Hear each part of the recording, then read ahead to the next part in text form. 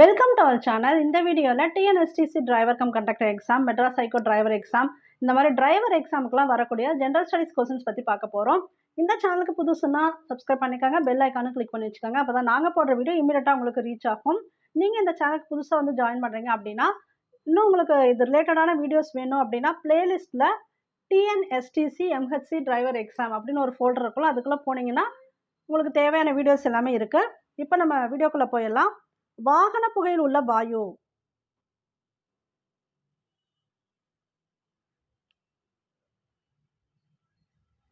Carbon monoxide. ஏன்னா வாகனம் சம்பந்தமா இருக்கிறதுனால இந்த மாதிரி கொஸ்டின்ஸ் வந்து உங்களுக்கு கேட்கறதுக்கு வாய்ப்பு அதிகம். கார்பன் மோனாக்சைடு இதுதான் வாகன புகையில் உள்ள வாயு. மஞ்சள் காமாலை நோயை குணப்படுத்த உதவுது. ஜஸ்ட் இது ஜென்ரல் இன்ஃபர்மேஷன் அப்படிங்கிறதுனால இந்த மாதிரி டைப் ஆஃப் கொஸ்டின்ஸ் வந்து எல்லா 10th லெவல் எக்ஸாம்லையும் வருது, தெரிஞ்சுக்காங்க.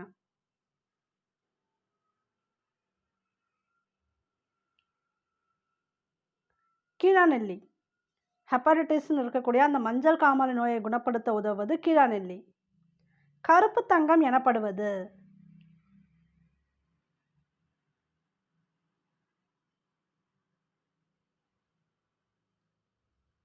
கருப்பு தங்கம் பெட்ரோலியம். உலகின் மிகப்பெரிய கண்டம்.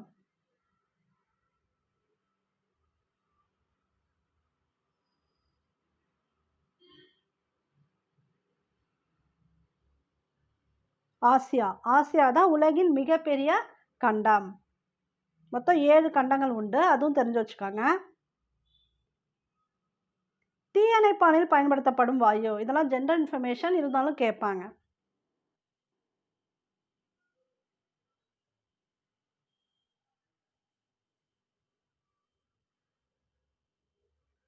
Carbon di oxide. தீயணைப்பானில் பயன்படுத்தப்படும் வாயு கார்பன் டை ஆக்சைடு. இந்தியாவில் ரூபாய் நோட்டுகள் அச்சிடும் இடம். எங்கே வந்து ரூபாய் நோட்டுகள் அச்சிடப்படுது அப்படின்னு பார்த்தீங்கன்னா, நாசிக் அப்படிங்கிற பிளேஸில் தான். ஒரு மின் சுற்றில் பாயும் மின்னோட்டத்தை அளக்க பயன்படும் கருவி எது?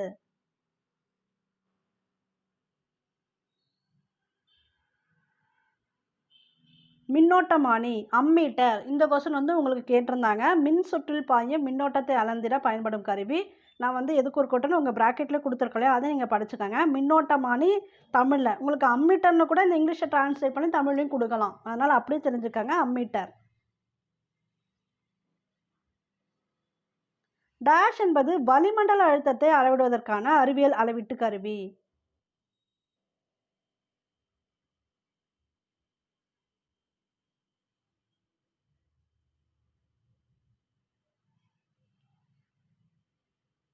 காற்றழுத்தமானி. இங்கிலீஷில் பாருங்கள், பேரோமீட்டர் கொடுத்துருக்காங்க. இதை வந்து பாரோமீட்டர் அப்படின்னு கூட உங்களுக்கு தமிழில் கொடுக்கலாம். அதனால் இந்த மீட்டர் பார்த்தீங்கன்னா வளிமண்டல அழுத்தத்தை அளவிடுவதற்கான அறிவியல் அளவீட்டு கருவி. காற்றழுத்தமானி இல்லைன்னா பேரோமீட்டர். தொலைவில் இருக்கும் பொருட்களை தெளிவாக பார்க்க பயன்படும் கருவி.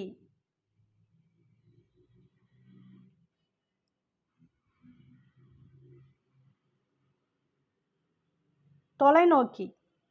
தொலைநோக்கி தொலைவில் இருக்கும் பொருட்களை தெளிவாக பார்க்க பயன்படும் கருவி.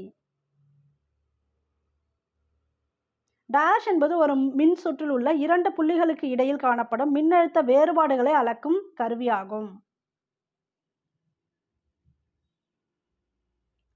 2 புள்ளிகளுக்கு இடையில் இருக்கக்கூடிய மின்னழுத்த வேறுபாடுகளை அளக்கும் கருவி எது?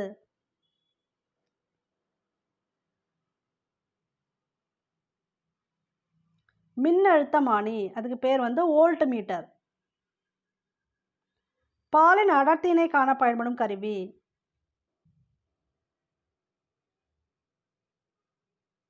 இது பால்மானி இல்லைனா லாக்டோமீட்டர் அப்படி சொல்லுவாங்க. ஏதாவது ஒரு மீட்டர் கேட்கலாம், அது என்ன வேணா இருக்கலாம். இது வந்து லாக்டோமீட்டர் இல்லைனா பால்மானி. லாக்டோமீட்டர் மேக்ஸிமம் கொடுப்பாங்க. திரவத்தில் சர்க்கரையின் அளவை தீர்மானிக்க பயன்படுத்தப்படும் திரவமானி எது? சாக்ரோமீட்டர். தமிழ்நாடு மனித உரிமைகள் ஆணையத்தின் தலைநகரம்.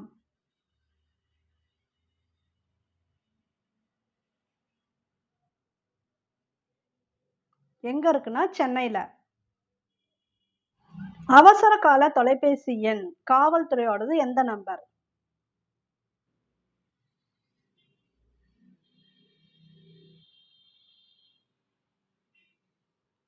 நம்பர் 100.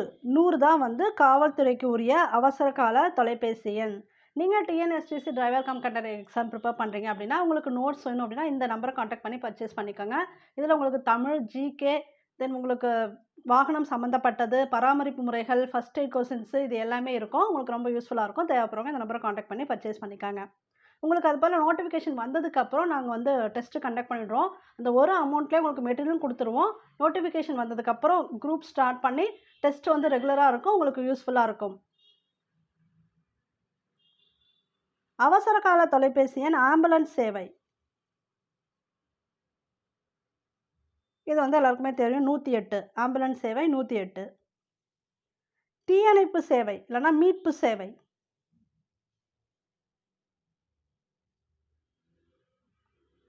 இது 101. போலீஸ்க்கு 100, தீயணைப்பு சேவைக்கு 101.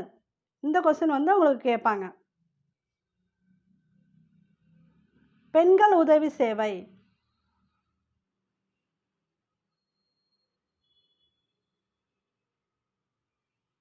ஒன் 1091 பெண்களுக்கான உதவி சேவை. குழந்தை உதவி சேவை.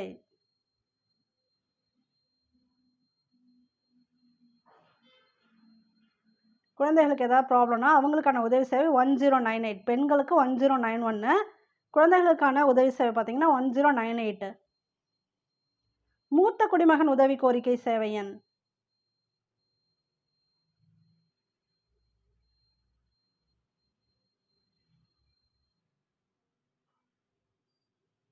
ஒன் 1253. இது கொஞ்சம் டிஃப்ரெண்ட்டாக இருக்க பாருங்க. மூத்த குடிமகன் உதவி கோரிக்கை சேவை எண் 1253.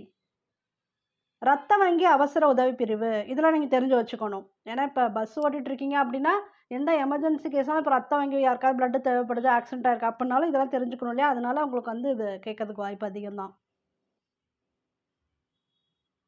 1910 ரத்த வங்கி அவசர உதவி பிரிவு சேவை எண். கடலோர அவசர உதவி சேவை எண்.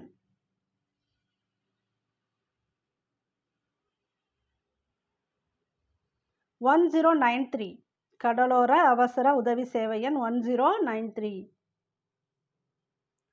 கண் வங்கி அவசர உதவி சேவை எண்.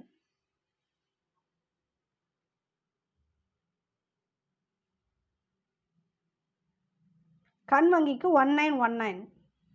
இது ஈஸியாக இருக்கும். 1919. தேசிய நெடுஞ்சாலைகளில் அவசர உதவி சேவை. இது வந்து உங்களுக்கு முக்கியமானது. இது நீங்கள் தெரிஞ்சு வச்சுக்கணும்.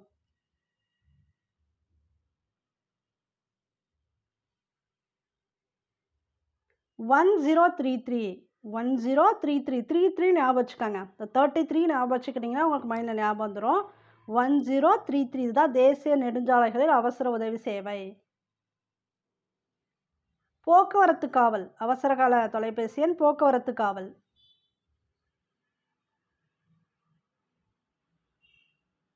இதுவும் நீங்கள் தெரிஞ்சு வச்சுக்கணும். 103. அவசர கால தொலைபேசி எண் போக்குவரத்து காவல் 103. உங்களுக்கு 100 தெரியும். ஜென்ரலாக போலீஸ்க்கு 100. இப்போ நீங்கள் போக்குவரத்து காவலுக்கு ஸ்பெசிஃபிக்காக கூப்பிடணும் அப்படின்னா 103.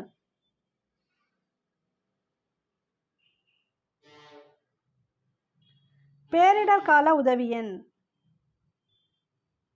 1077. பேரிடர் கால உதவி எண் 1077. பேருந்துகளில் உள்ள முதலுதவி பெட்டியின் நிறம். இது வந்து தெரியும், சிவப்பு. நான் முதலுதவி பெட்டியில் என்னென்ன இருக்கும் அப்படிங்கிறதும் உண்டு. அது வந்து நான் உங்களுக்கு மெட்டீரியலே கொடுத்துருக்கேன். ஏன்னா ஒரு முதலுதவி பெட்டினா அதில் சில திங்ஸ் எல்லாம் இருக்கணும், கண்டிப்பாக இருக்கணும். அது வந்து நோட்ஸில் இருக்குது. இப்போ இது வந்து சிவப்பு கலரில் இருக்கும், அது தெரிஞ்சுக்காங்க. கங்காரு அதிகம் உள்ள நாடு ஆஸ்திரேலியா. இதுவும் தெரிஞ்சுக்காங்க. சைக்கிள் அப்படிங்கிற ஆங்கில சொல்லுக்கு தமிழ் சொல் மிதிவண்டி. இது மாதிரி ஒரு கொஸ்டின் கூட கேட்கலாம். ரேடியோ அப்படின்னா வானொலி.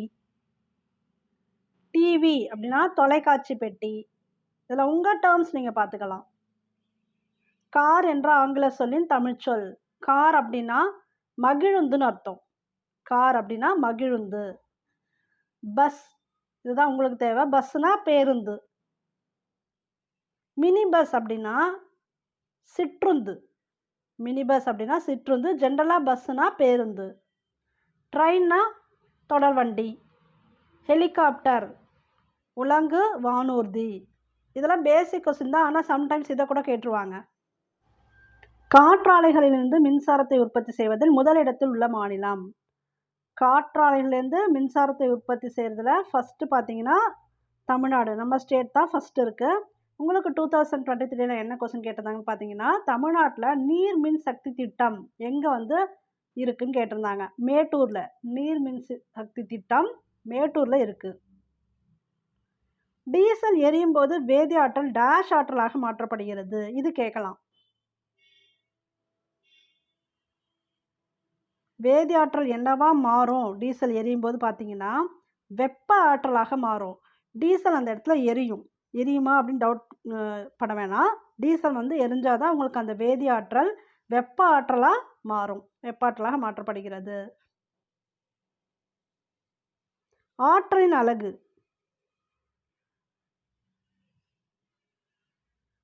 ஆற்றலின் அலகு ஜூல். ஜூல். மின்தடையின் SI அலகு. இது சில பேசிக் தான். இந்த மாதிரி அலகு சம்மந்தப்பட்ட கொஸ்டின் வந்து ஒன்று கேட்கலாம். மின்தடையோட SI அலகு ஓம். ஒரு குதிரை திறன் என்பது எத்தனை வாட் அப்படின்னா 746, 746 வாட் தான் ஒரு குதிரை திறன். எந்த மாநிலத்தில் ஜோக் நீர்வீழ்ச்சி உள்ளது? ஜோக் நீர்வீழ்ச்சி கர்நாடகா. எந்த மாநிலத்தில் அதிரப்பள்ளி நீர்வீழ்ச்சி உள்ளது?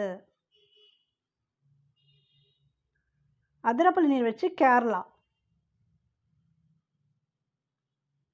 எந்த மாநிலத்தில் காசிரங்கா தேசிய பூங்கா அமைந்துள்ளது? இது இந்தியா ஃபுல்லாகவும் இந்த மாதிரி கேட்கலாம், இல்லைனா நம்ம தமிழ்நாட்டில் இருக்கிறதும் கேட்கலாம். அது அடுத்த தடவை நம்ம தமிழ்நாட்டில் இருக்கக்கூடிய முக்கியமான நீர்வீழ்ச்சிலாம் உங்களுக்கு நான் சொல்கிறேன். காசிரங்கா தேசிய பூங்கா அஸ்ஸாமில் அமைஞ்சிருக்கு. களக்காடு வனவிலங்கு சரணாலயம் எங்கே அமைந்துள்ளது? இது கேட்கலாம்.